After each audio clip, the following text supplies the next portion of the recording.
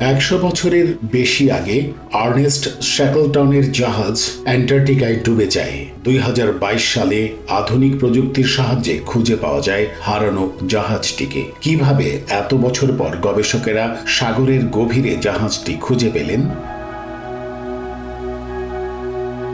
ছেলেরা, সে চলে গেছে কথাটা আজ থেকে প্রায় 110 বছর আগে জাহাজের ক্রুদের উদ্দেশ্যে বলেছিলেন আর্নেস্ট শ্যাকলটন। 1915 সালের 21শে নভেম্বর ব্রিটিশ আইরিশ এই অভিযাত্রীর নেতৃত্বে এন্ডুরেন্স নামের একটি জাহাজ দক্ষিণ মেরুর দিকে যাত্রা করে, কিন্তু আর তীরে পৌঁছতে পারেনি। যাত্রাপথে অ্যান্টার্কটিক বরফে আটকে ডুবে যায়। জাহাজে তখন 26 জন ক্রু, 69টি স্লেজ কুকুর আর একটি বিড়াল ছিল।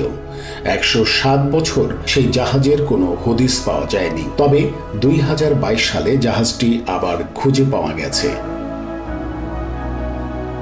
2022 সালে একদল সাহসী অভিযাত্রী আবারও এন্ডুরেন্সের খোঁজে বের হন। অভিযানের নাম দেওয়া হয় এন্ডুরেন্স 22। বিশ্বের শীর্ষস্থানীয় সামুদ্রিক প্রত্নতত্ত্ববিদ, পরিবেশ বিজ্ঞানী ও প্রকৌশলীদের নিয়ে একটা দল গঠিত হয়। দলটিকে আর্থিকভাবে সাহায্য করে ইংল্যান্ডের দাতব্য সংস্থা ফকল্যান্ডস ম্যারিটাইম হেরিটেজ ট্রাস্ট।